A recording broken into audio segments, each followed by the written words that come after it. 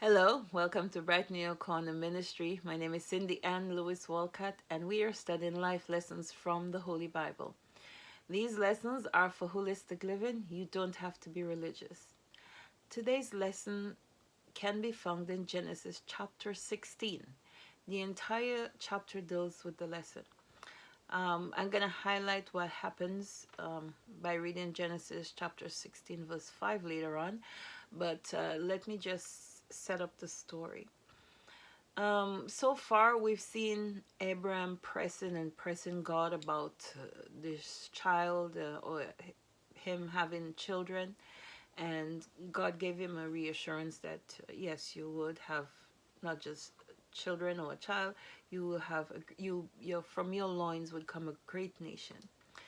Now, from the information in the text, we know that his wife cannot have children; she's barren.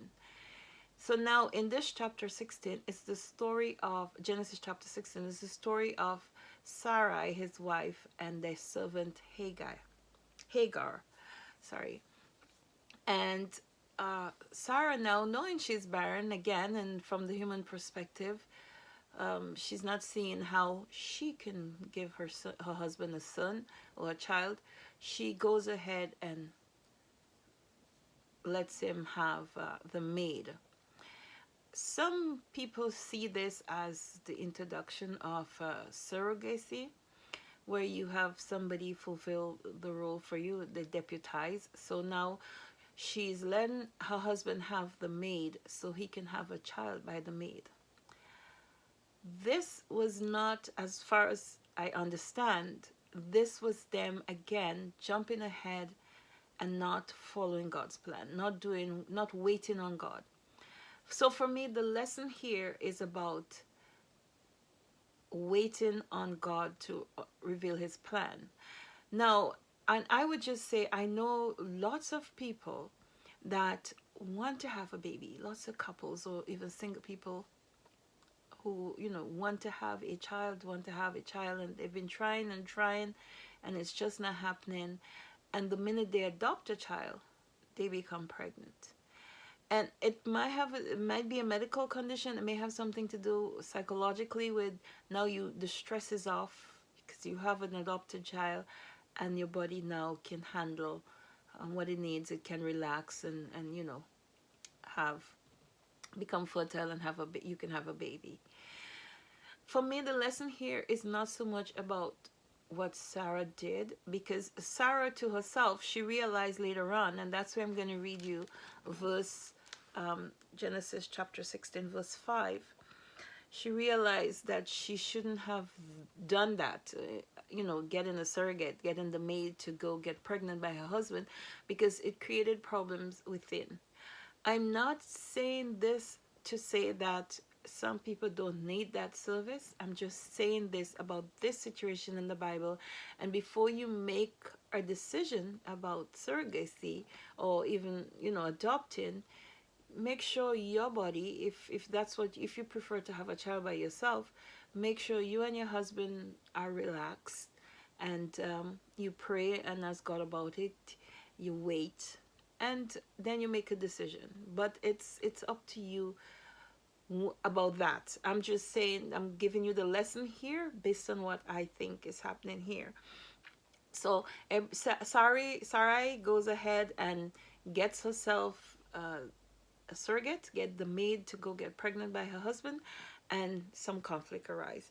So in Genesis chapter 16 verse 5, and Sarai said unto Abraham, my wrongs are upon thee.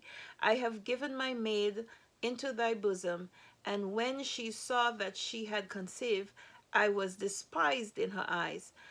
The Lord judge between me and thee. So I think now she's realizing that she didn't wait on God. She went ahead and did what she thinks she had to do, not consulting God about what was supposed to happen. They're impatient because they're getting older, but doesn't matter the situation. If you truly believe in God and you're following God's plan, you wouldn't have to make a decision like that. The decision for some people to adopt or employ a surrogate, it's their personal situation. I'm just talking from a Christian point of view and from this Bible point of view here, this story. So I don't want you to take this lesson and make it mean that everybody should sit and wait on God to do something. Sometimes your body physically cannot do it. But in this case, they had a promise from God and they should wait on God. When young people coming out here, I want them to know I'm not saying don't get a surrogate if your body is not physically able to produce.